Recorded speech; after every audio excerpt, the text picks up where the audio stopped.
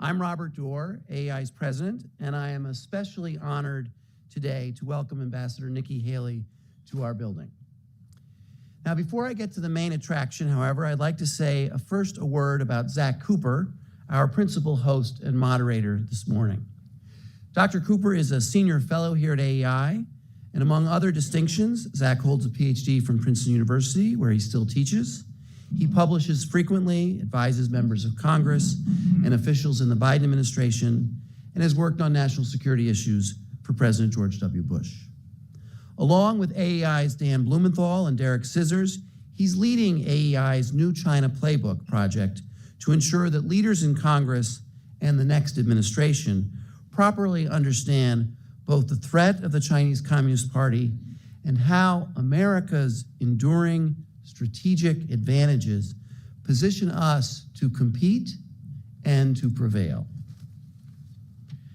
Leading public figures, especially candidates for president, come to AEI to address the great challenge of China because our scholars have been intellectuals leaders in this debate.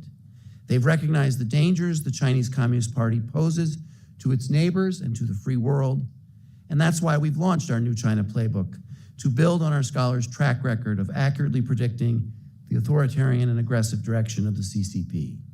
AEI scholars are using their insights on China to inform America's leaders and the leaders of allied nations around the world. Now, I am sure Ambassador Haley needs no introduction, but I would like to recognize her service as United States Ambassador to the United Nations and as Governor of South Carolina from 2011 to 2017. Ambassador Haley is also, by the way, the 2019 recipient of the Irving Kristol Award given by AEI to an individual who has made exceptional intellectual and practical contributions to improve government policy, social welfare, or political understanding. Nikki has been a great governor, a great ambassador, and a great friend to AEI. I now will turn things over to Ambassador Haley, who will address these issues before sitting down for a conversation with Dr. Cooper. Please join me in welcoming Ambassador Haley to the podium.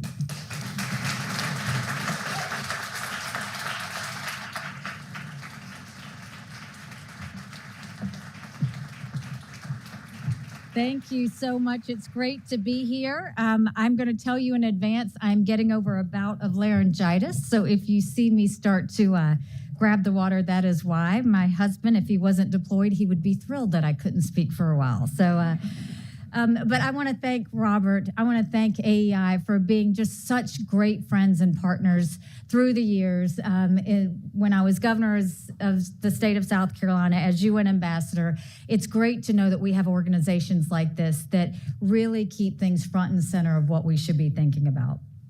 You know, 4 years ago, last month, shortly after I left the United Nations, I gave a policy speech about China. I was in Seoul, South Korea.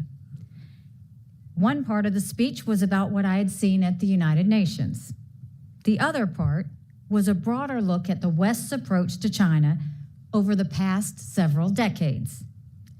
I warned about China's growing military power, its growing repression at home and aggression abroad, and its growing challenge to American interests and America itself. I specifically called out its military-civil fusion program, where the Chinese Communist Party exploits American companies to strengthen its military. I urged our leaders to, quote, think about China critically, creatively, and courageously. China's police state is more comprehensive. It has destroyed freedom in Hong Kong. It has deepened its genocide of the Uyghurs. It is threatening Taiwan daily. Its no-limits alliance with Russia has cemented. And of course, there was COVID. Despite its ongoing attempts at cover-up, the Chinese Communist Party bears responsibility for the worst worldwide pandemic in a century, with up to 20 million deaths. Through it all, the Chinese military has become even stronger, testing us like never before. Last month, a Chinese fighter jet came within 400 feet of an American aircraft flying in international airspace above the South China Sea. Earlier this month, a Chinese naval ship came within 150 yards of an American destroyer in the Taiwan Strait. We all remember the Chinese spy balloon that flew over our homeland just months ago. It wasn't taking pictures of our prairies or our beaches. It was flying over American nuclear missile sites. And this month it was revealed that China has developed a spy base in our own backyard on the fellow communist island of Cuba. These provocations are not coincidences or accidents. They are the purposeful actions of a communist dictatorship that is determined to expand its power and defeat America militarily and economically. America is China's #1 target. The question is, what are we going to do about it? This is a central question of presidential leadership, both for the current president and for the next one. Communist China is the greatest threat to American security and prosperity by far. It has stated its goal of diminishing American influence in the world and replacing it with its own. To meet this threat, there must be a series of fundamental shifts in our policies. Before I describe those changes, let's first look at what we need to shift away from.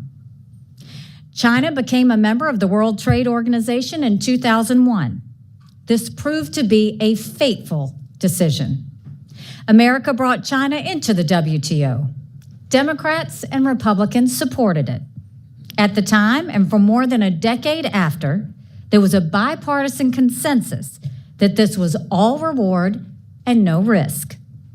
Our leaders told us it would bring China into the modern economy and open its huge market to the world.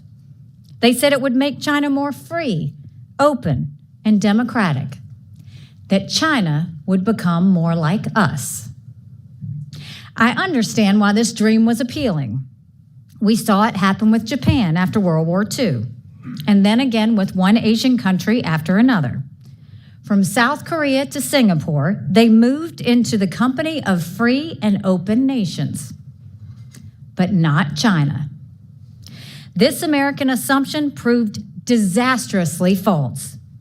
Our thinking neglected the role of communist ideology. The Chinese Communist Party didn't want to be like us. It still doesn't. China grew stronger by taking advantage of our open markets, but it also grew less free. President Donald Trump deserves credit for upending this bipartisan consensus. He made both parties take off their blinders. Despite the divisions in our politics today, both parties are now more clear-eyed about the Chinese threat that has been there for a very long time. That's a good thing. But being clear-eyed is just not enough. It's not the same as having the right solutions and the necessary determination to protect America. President Trump was almost singularly focused on our trade relationship with China. He was right about our trade abuses. It was and still is a critical issue. But Trump did too little about the rest of the Chinese threat. He did not put us on a stronger military foothold in Asia. He did not stop the flow of American technology and investment into the Chinese military. He did not effectively rally our allies against the Chinese threat. Even the trade deal he signed came up short when China predictably failed to live up to its commitments. He also showed moral weakness. In his zeal to befriend President Xi, Trump congratulated the Communist Party on its 70th anniversary of conquering China. That sent a wrong message to the world. Chinese communism must be condemned, never congratulated. China was militarily stronger when President Trump left office than when he entered. That's bad. But Joe Biden's record is much worse. The list of President Biden's failures in China is long. He has refused to seriously investigate China's cover-up of COVID origins. He has done little to stop the expansion of China's footprint on our homeland. He has failed to address China's major role in the fentanyl crisis. He has weakened our own military. His obsessive focus on climate issues naively plays into China's negotiating hand. And the situation is getting worse. Secretary of State Blinken's visit last week was a gold-plated invitation for more Chinese aggression, not less. Just look at what happened. China scolded us. Then President Xi pronounced it was a good meeting. He only says that when he gets a lot more than he gives. In fact, he gave us nothing. Joe Biden has more than 18 more months in office. Mark my words, he's going to keep ignoring the Chinese threat. We'll have wasted 4 more years. We're falling behind, but China is moving forward faster than ever. Its military is modernizing and expanding at a rapid pace. It's building infrastructure around the globe that can be used by its military. It has new stealth bombers. It's preparing to fight in outer space. It has hypersonic missiles that we don't. The Chinese Navy is especially concerning. Less than 10 years ago, it was about the same size as ours. Today, it has the largest fleet in the world with 340 ships and plans to hit 400 in the next 2 years. We don't have plans to hit 350 ships in the next 2 decades. China has dramatically expanded its cyber capabilities too. Its hackers and spies are targeting everything from our military bases to our critical energy infrastructure. China has also deepened its infiltration of our homeland. It's exerting influence on campuses and even setting up police stations on U.S. soil. And China's abuse of American businesses is worse than ever. Every U.S. company that works in China is effectively required to support the Chinese military. They don't have a choice. The Communist Party is stealing our investments at a tune of $600 billion a year. It's using American enterprise to undermine American strength. And President Biden is letting it happen. The Communist Party's endgame is clear. China is preparing its people for war. President Xi has openly said it. We should take him at his word and act accordingly. Instead, President Biden continues to dither. His action makes conflict more likely. We must act now to keep the peace and prevent war. And we need a leader who will rally our people to meet this threat on every single front. As president, my top priority will be strengthening America's economy and America's military. We will protect America's prosperity and homeland from Chinese aggression. We will tackle Chinese meddling in our society and its manipulation of our economy. And we will hold the Chinese Communist Party accountable while putting it on the global defensive. This is a sea change in American policy. It's grounded in the reality that our leaders have failed to admit. China is much more than just a mere competitor. Communist China is an enemy. It is the most dangerous foreign threat we've faced since the Second World War. We have to stop wasting time. That was true 4 years ago when I said as much in Seoul. It is more so today. It is time to marshal our strength and national will. We must respond in three ways: domestically, economically, and militarily. Confronting China starts at home. We must systematically eliminate its interference and infiltration of our society. The situation is worse than most people realize. The Communist Party has abused our openness in extraordinary ways. It uses our economic freedom to threaten our security and food supplies, our academic freedom to corrupt our students and our scholars, and our freedom of speech to spread lies and shape our laws. China treats our homeland like its personal playground. In recent years, Chinese investors have bought nearly 400,000 acres of land in our country. That's twice the size of New York City. We aren't just talking about any old property. China has bought miles of farms near sensitive military facilities, and China has taken a majority control of agricultural industries. This must end. The line between Chinese investors and the Chinese Communist Party is exceptionally thin. The national security risk is too great. We must prevent China from buying more land and force it to sell what it already has. We need similar resolve in our higher education system.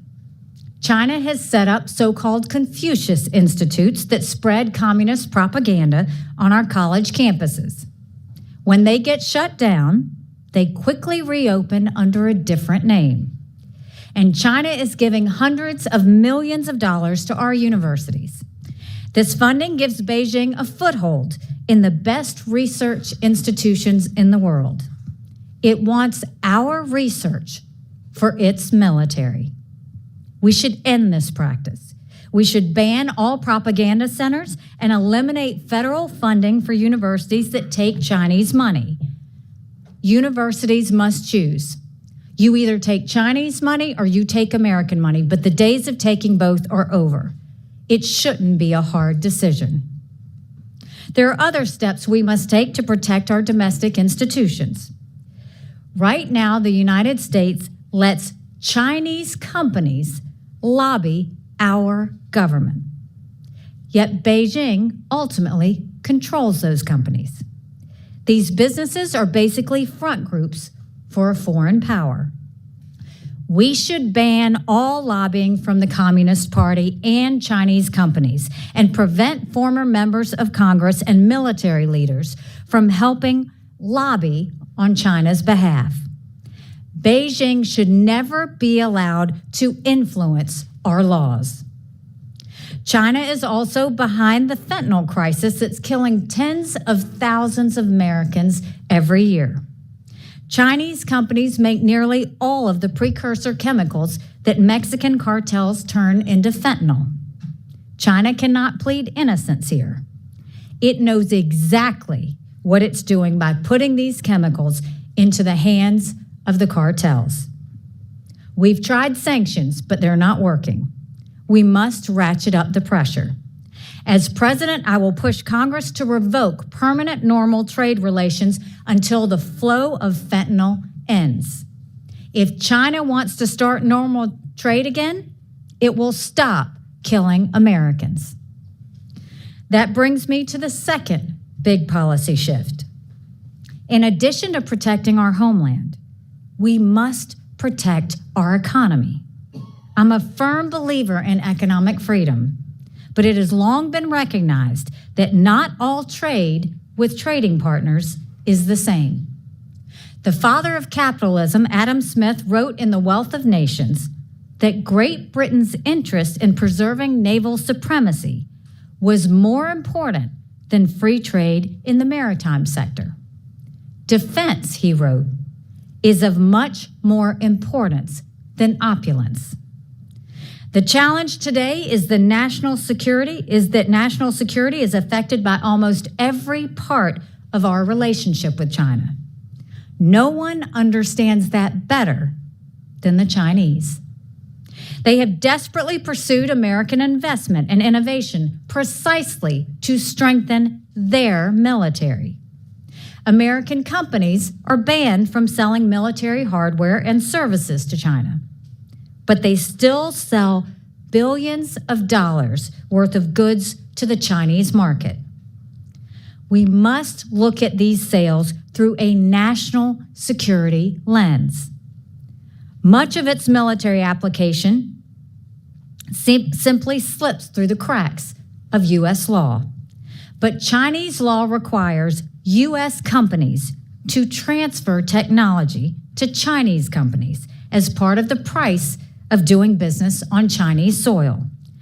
This cannot continue.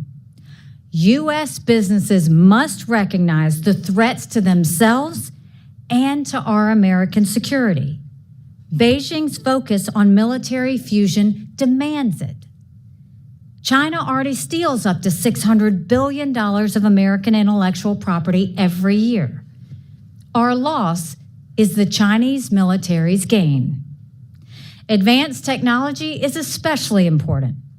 Right now, our federal government keeps a detailed list of the most sensitive technologies that are dangerous to export. But it's not a blacklist. We still let companies send this tech to China. They just have to file the right application. It happens all the time. In 2022, the Biden administration approved 70% of licenses for exporting controlled technology to China. Think about that. We must end the export of sensitive technology to China, full stop. And we must keep China away from our biggest breakthroughs and cutting-edge companies. We know Beijing wants to beat America in artificial intelligence, quantum computing, and a host of other advanced technologies. We also know that American innovation is still the best in the world. The Communist Party knows that too. Their approach is basically, if you can't beat them, then buy them or steal it. We should block any Chinese purchase of an American company specializing in advanced technology. No more exports and no more acquisitions, period. For that matter, we should have no more investments that undermine America. China can't buy certain technologies from American companies, but Americans can still invest in Chinese companies developing those same technologies. Talk about a loophole. It's a massive one. By one estimate, U.S. portfolio investment in China rose $800 billion between 2017 and 2020 alone.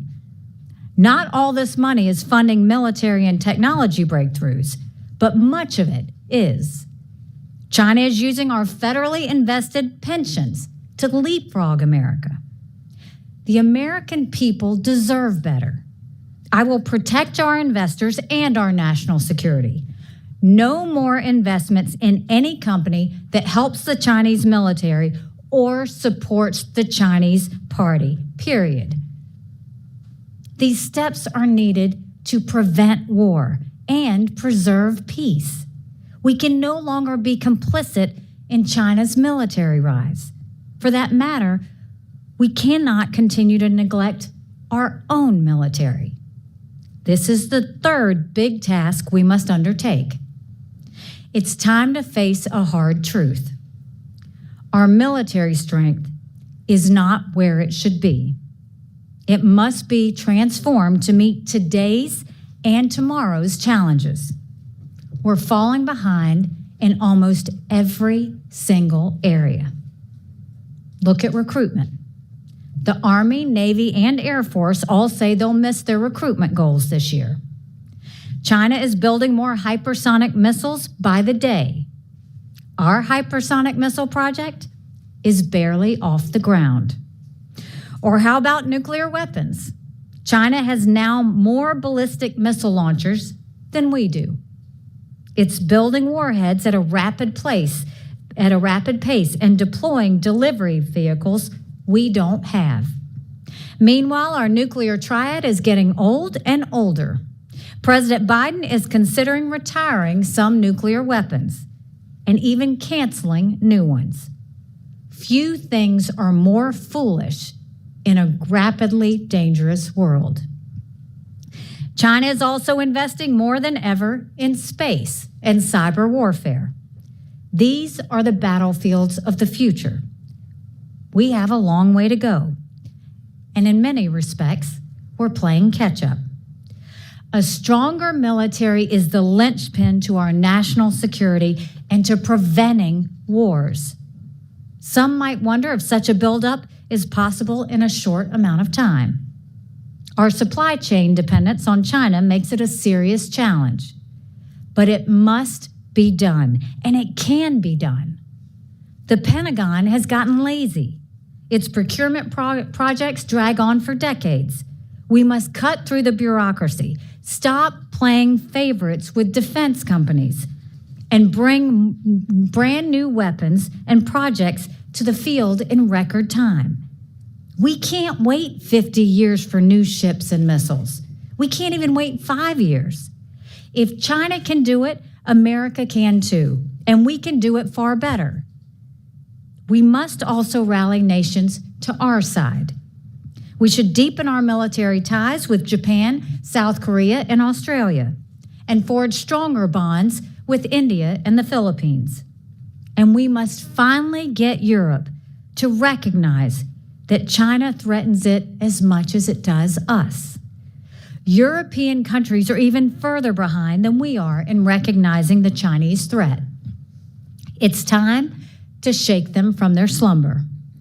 We need a united front across the world, and one U.S. partner is especially important. Taiwan is the Communist Party's most immediate target. If China invades, it will trigger the war that none of us want.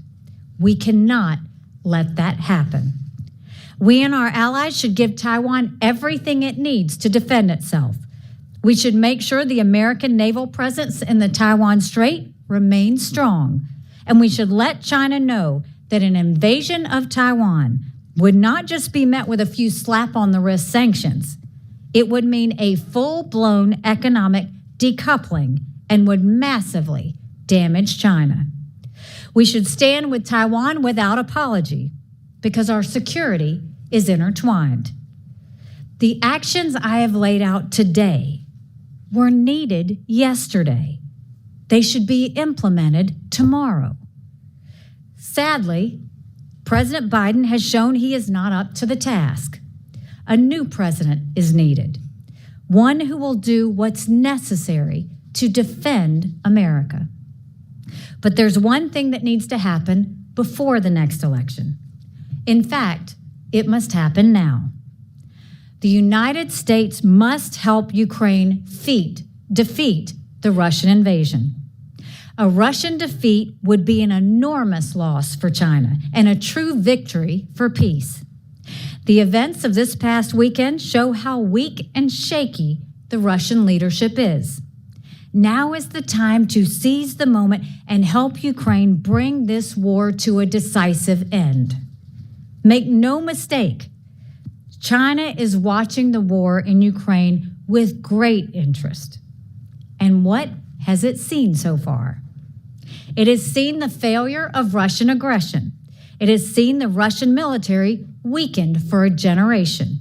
It has seen an unusual level of European unity and previously neutral European countries joining the Western Alliance. And it has seen a strengthened, not a weakened, Ukrainian resolve. China is seeing what it most fears if it invades Taiwan. But that could change in short order. If America and the West abandon Ukraine and Russia succeeds in taking its territory and freedom, China will hear an unmistakable message. That message can only encourage China to invade Taiwan as soon as possible. The warning signs are already flashing. President Biden has been far too slow and weak in helping Ukraine. He has dragged out this war and given Russia and China a reason to question our future commitment. That's a recipe for more war in both Europe and Asia. Our policy should not be to freeze the war on current front lines. That would lead to a stalemate and continued fighting.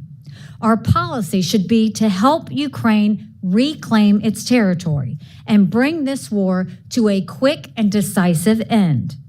That does not require American troops or cash assistance.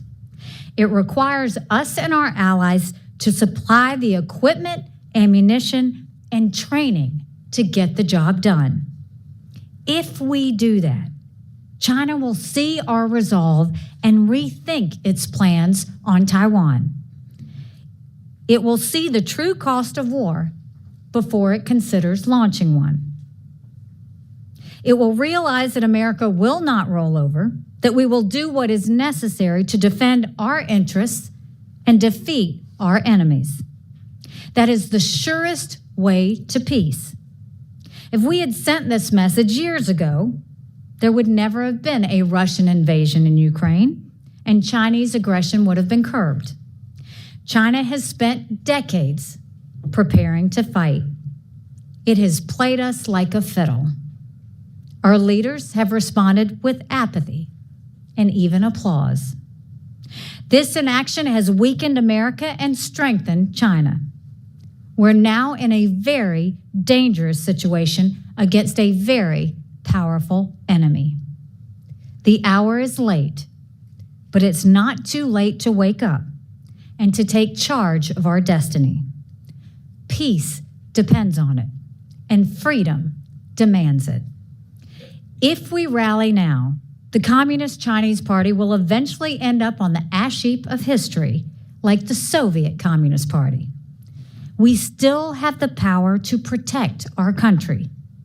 We only need courage and leadership to meet this threat head on. Now is the time to stand up to China and stand together to save America. Thank you, and God bless.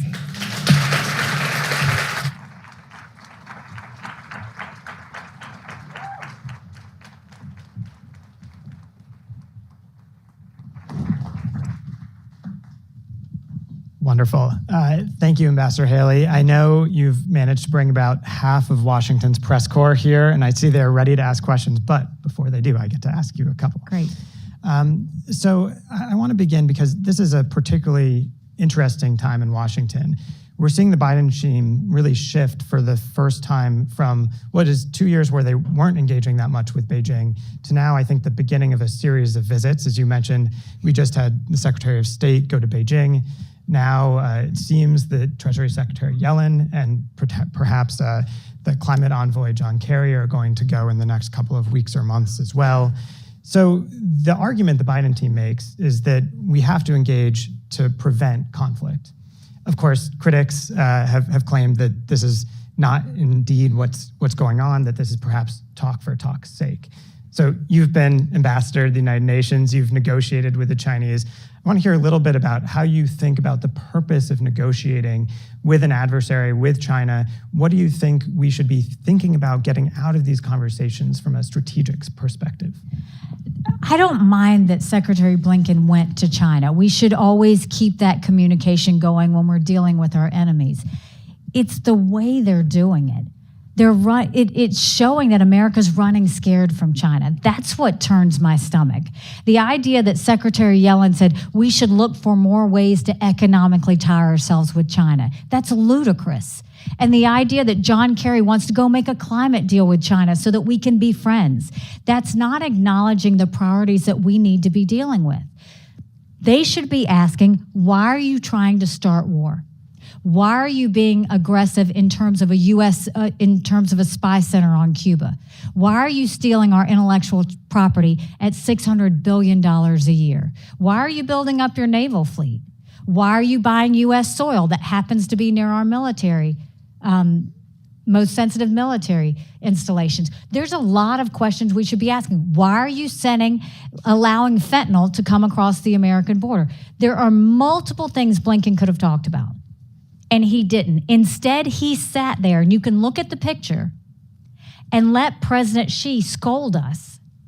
That's not showing American strength. American strength is when you tell countries what we expect of them. You're not reactionary to how they act. China's scolding us because they can. We have to make sure we do. When I was at the United Nations, I very much told countries what America was for and what America was against. I didn't care if they didn't like me, but I wanted them to respect America. We have to shift that. Biden's not doing it. They're asleep at the wheel. They're looking more for appeasement than they are looking for strength. And that's a mistake, because that's incredibly dangerous for America and our allies. And I do think, as you've mentioned, the area where the Chinese seem least interested in engaging is, in fact, the military to military area, which is the one that the administration, I think, most wants. They want some form of guardrail, but that's the one they don't seem to be getting. Well, and think about that. The fact that the Chinese refused to answer our defense call. I mean, if that's not disrespect, and if that shows they're not in any way worried about us, it's that. I mean, that's a big deal when a country's Department of Defense doesn't answer another country's Department of Defense. That tells you everything you need to know. And that's why Biden needs to stop pandering, and he needs to start being aggressive and strong in how we deal with China. Great. I want to shift a little bit to allies and partners, which is something you talk about a lot and you talked about here today. And we have some of our ally and partner ambassadors in the room, so I know they share interest in your comments on this. So when you think about alliances and partnerships, you've always talked about them being pretty central to the China competition.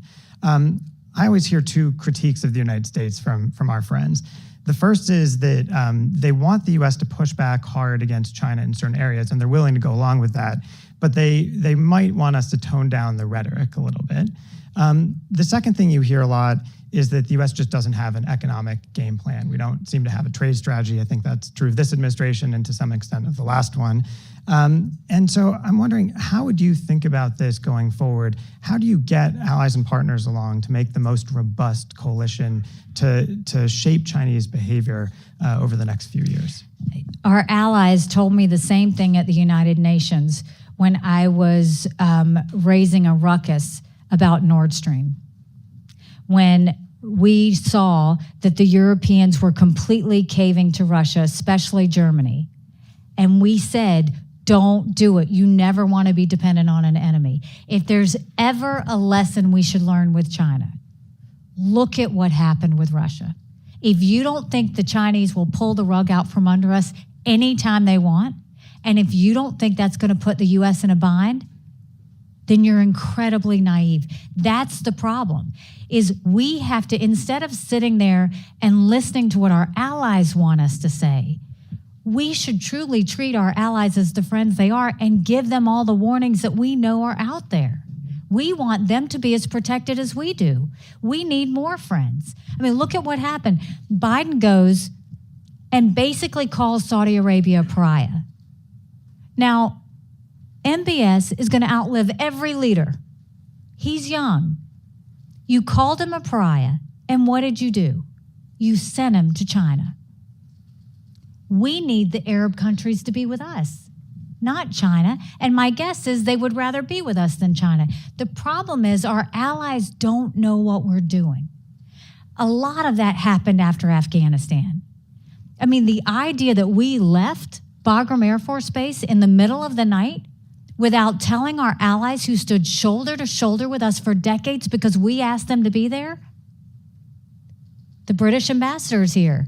The UK, we didn't even tell them we were leaving in the middle of the night. Think about what that told our friends.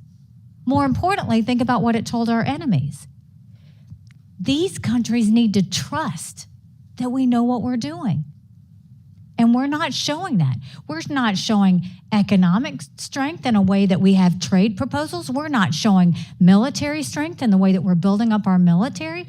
We're not showing any sort of strength in terms of challenging our adversaries. We have to start showing what we're doing, because I know when America speaks, the world listens. When America acts, the world follows. Who we are, the world wants to be. But we have to know who we are. And America's not showing that right now. And I want to squeeze one last question in before we come to the audience, which is about something you talked about in your remarks, Ukraine. There's a big debate on this within conservative circles about whether the United States can both address the Russia challenge and the China challenge at the same time. You've written about this, as you did today in the Wall Street Journal, and you've written op-eds about this before for them.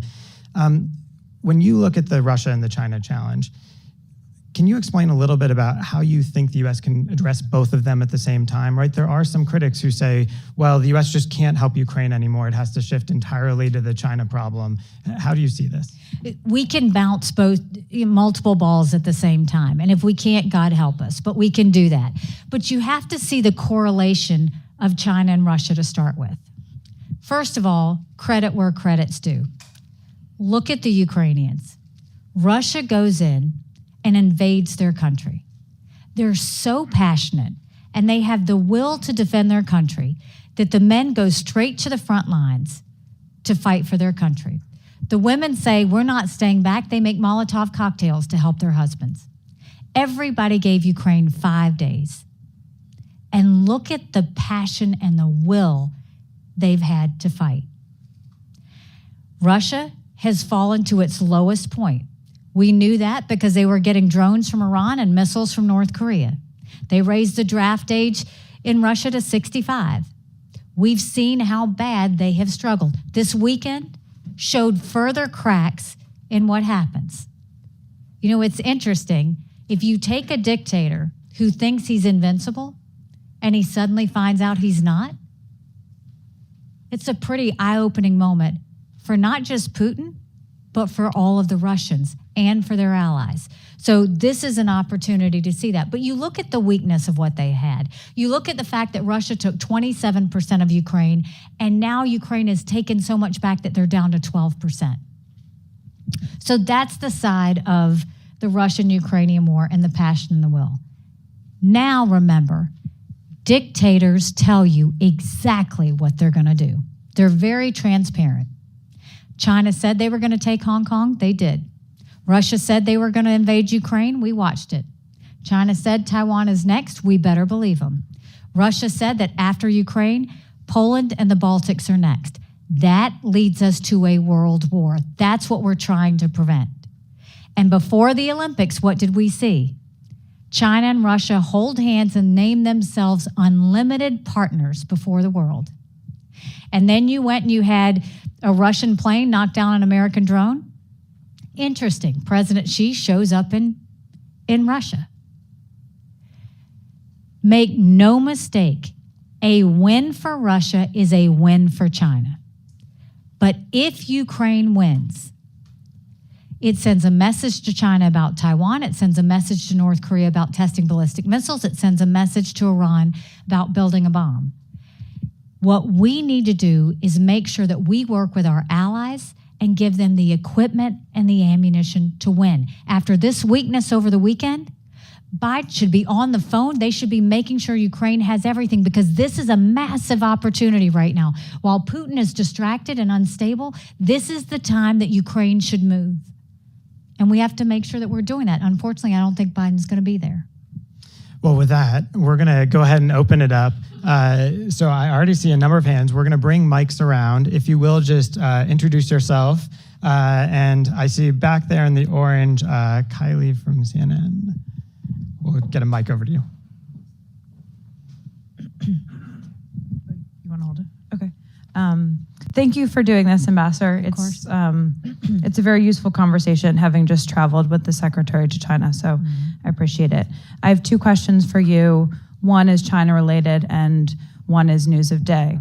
You said that the United States needs to be clear with China that an invasion of Taiwan would mean full economic decoupling. So I'm wondering if what you are calling for here is actually a holistic change in the policy that has historically been the U.S. policy for China regarding strategic ambiguity. Should the United States get rid of strategic ambiguity? And then my second question is, just last night, CNN was able to procure the actual tape of President Biden discussing classified documents at Bedminster and admitting that those documents had not been declassified before he was discussing them in a public setting.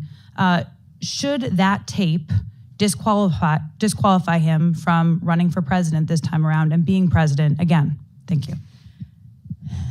So your first question was about, you have to say the first question again because I got thrown off by your second question. I'm sorry. I think the question was Strategic ambiguity. Should it be dead? This is about preventing war. That's it. Forget all the other policies. This is about preventing war. This is about the fact that America has been asleep at the wheel. We have not paid attention to the Chinese infiltration into our higher education with U.S. police stations, buying up farmland, stealing intellectual property, putting a spy center out there, building up its military. We've got to start looking at the whole picture. And the best way to deter China from invading Taiwan is to make sure we have a strong military, that we let them know what we expect of them, that we form with our allies, and that we start to take these issues head on. I think everybody that wants to talk about, strategic ambiguity and war with Taiwan, that's the wrong thing to be looking at. What do we do to stop war? That should be our number one thing. What do we do to stop war? The way you stop war is you win in Ukraine. The way you stop war is you build up your military. The way you stop war is you let China know they have to sell all the farmland and make sure that they no longer infiltrate any of our technology companies. The way you do it is you let our businesses know, hey, if China pulls out the rug from you tomorrow, where are you going to be headed? We have to start that process. China will take notice. Those are the conversations we need to have. That's why we're saying there has to be a complete policy shift so that we can prevent war. In terms of the recording that's happened, we're going to let the courts play that out and do whatever. I have long said anybody that wants to run for president can run for president. I think that's for the people to decide. all right. Dimitri from Financial Times. We'll get a mic to you.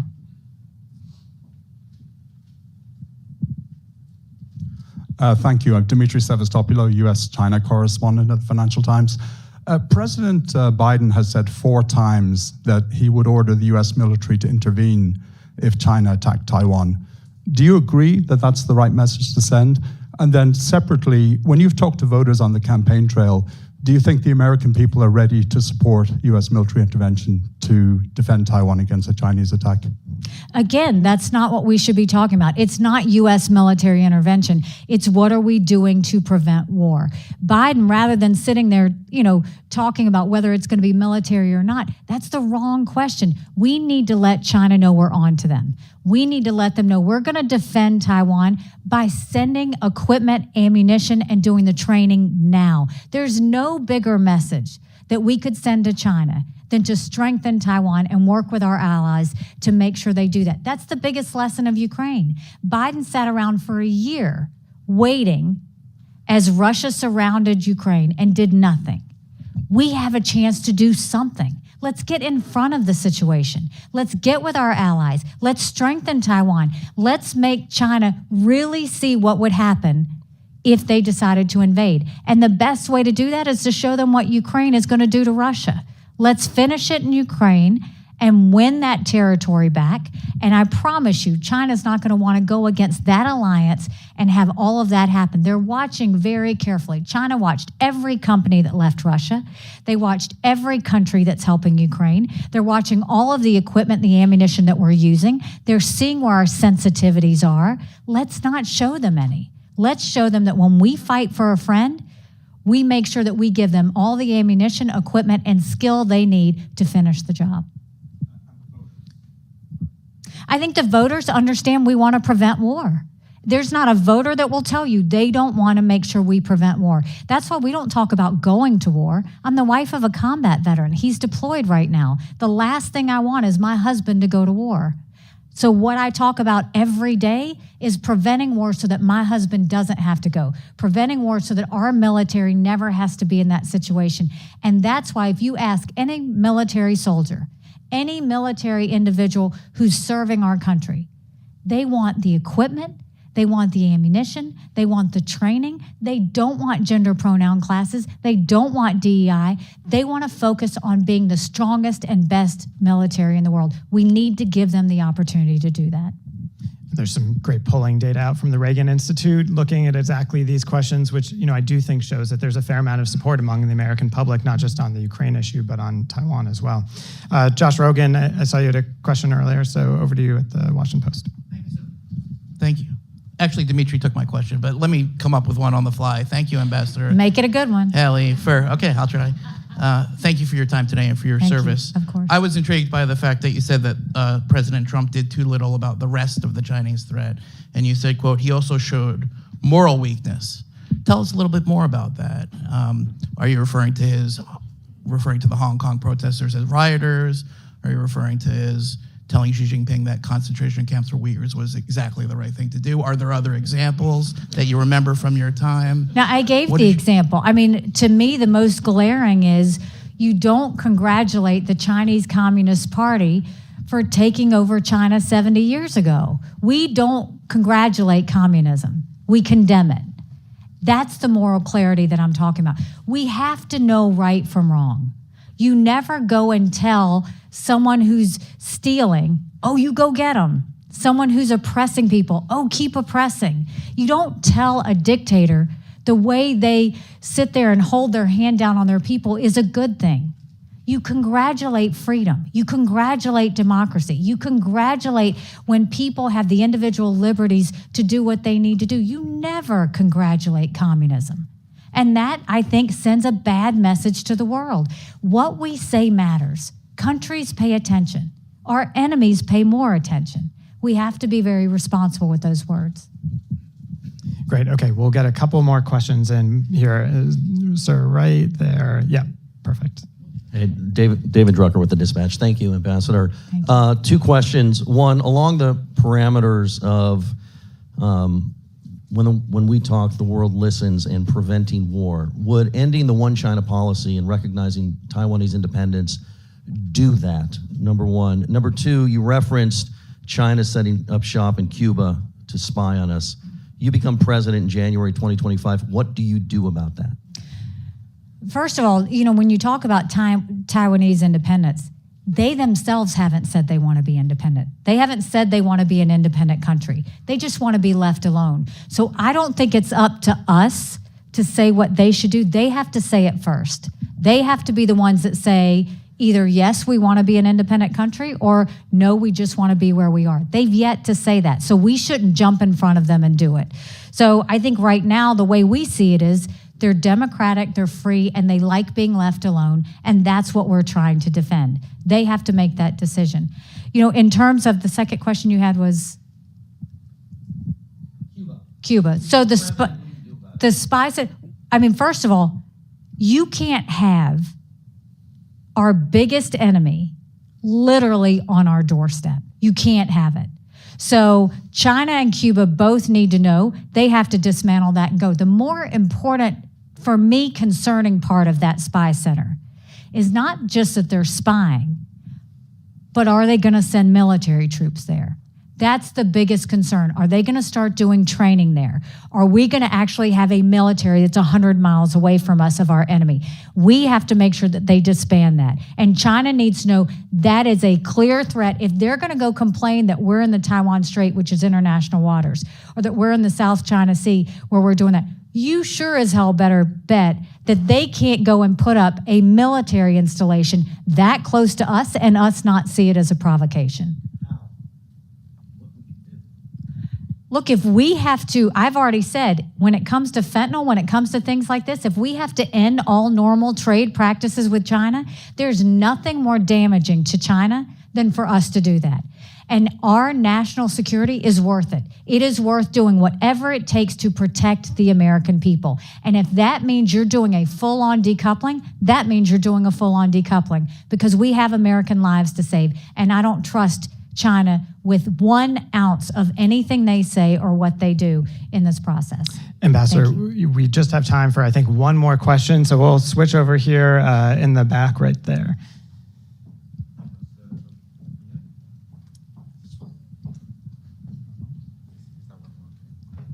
Can you hear me okay? Yes, I can hear Hi, you. Ambassador. I'm Zach Wise from the National Journal. Miami Mayor Francis Suarez said this morning that he didn't seem to know who the Uyghurs were in China. What would you say to him about the importance of this issue? Over 1 million Muslim Uyghurs sitting in China. They are making them change their name, change their religion, sexual abuse. I mean, genocide. We promise never again to look away from genocide. And it's happening right now in China. And no one is saying anything because they're too scared of China. Part of American foreign policy should always be that we fight for human rights for all people. And what's happening with the Uyghurs is disgusting. And the fact that the whole world is ignoring it is shameful. Can I ask just one final quick question on that, which is an issue you've talked a lot about is human rights consistently for years. And, there's a challenge, which is we can talk a lot about human rights, but it's not clear how much of an effect we're having. So how do you think about trying to actually change Chinese behavior in an area like this where we can't physically go in and force them to adjust what they're doing? Don't underestimate the strength of the American voice. I mean, I saw that at the United Nations. You don't have to go fight a war. You don't have to go put sanctions. Sometimes humiliating a country and getting other countries to join is enough to move that behavior.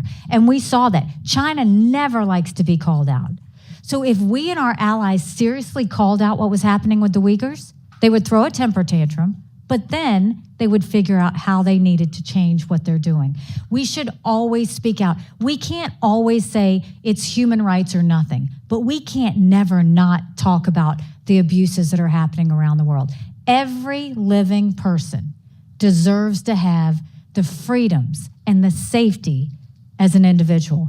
And America, that's what makes us great, is the fact that we're willing to call out anyone that is not treating an individual with the respect they deserve. Well, Ambassador Haley, thank you so much for your comments today. Thank you very much. Thank you.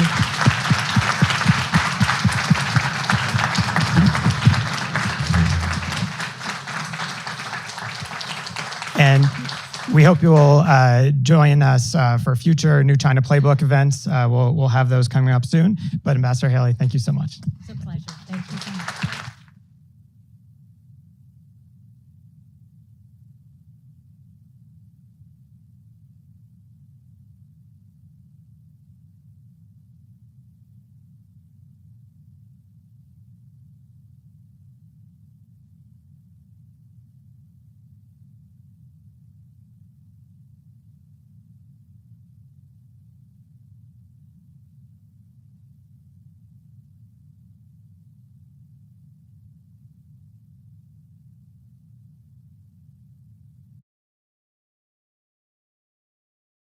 Enter via West 24th Street.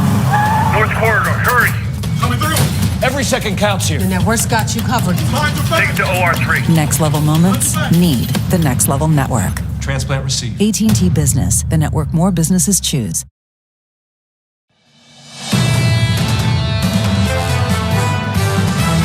Both consumers and companies have been more resilient than really the consensus expected. That wall of money is out there spending, and particularly on services. We think that these recession headwinds are going to catch up with us. The bigger risk is that the Fed loses its resolve in the face of this weakness and allows inflation to become entrenched. We're probably at one of those precipices right now where we're peaking in optimism. This is Bloomberg Surveillance with Tom Keene, Jonathan Farrow, and Lisa Abramowitz. Good morning, everyone. Jonathan Farrow, Lisa Abramowitz, and Tom Keene from New York on a Monday. Radio and television, the markets, yes, we will look at equities, bonds, currencies, commodities. But Lisa, after an extraordinary weekend, it is Bloomberg International Relations for the next 3 hours. Everyone wants to understand what actually happened over the weekend with respect to this march on Moscow by the Wagner Group, by Prigozhin, who had been an ally of Vladimir Putin, and then what this means longer term in terms of Vladimir Putin's reign and just the war in Ukraine in general. Oh, it's going to be interesting to see. We're going to go to Maria Tadeo here in a moment to get an update on this. She will appear in the 7 o'clock with Anne-Marie Horton, and Lisa will tell you about some of our wonderful guests coming up to give you perspective. We're going to focus on the news and the reporting as we aggregate all the news sources here, Bloomberg and all the rest, reporting on the facts as we see them of this huge event. Lisa, I was stunned at the rumors and the back and forth and the I was looking for you out on Twitter being a Russian expert there at midnight. Well, that's true. Everyone gets to be a Russian expert overnight. Here's the issue right now. Nobody really knows, right? What don't we understand right now? We don't understand what the motivation was in the March on Moscow. What was behind it? Was it just Prigozhin and the Wagner upset and anger about the lack of provisions? Was this something else funded from somewhere else? We do not understand. We don't know the longer term ramifications for Vladimir Putin, for his relationship at the top of the nation, but also with Xi Jinping over in China. These are all the questions percolating, but I think that the takeaway here is it heightens uncertainty. Fascinating that we come into a market little changed at a time when people don't understand which side of the tail risks to really hang on to. And what Bloomberg News has done all through the weekend is to try to bring you legit experts on this moment. Please stay with us through the morning on Bloomberg Television and Bloomberg Radio. Lisa's going to give you the surveillance names, including Dr. Bremer is scheduled to join us here at some point. And then later on, this is the interview I will pay the closest attention to. The tank general from the United States Army, Ben Hodges, will join us in the 10 o'clock hour. I believe that's with Alex Steele. And Alina Polikova was one of the few people out on Twitter with common sense in the heat of this. I can't remember. I think it was Saturday night.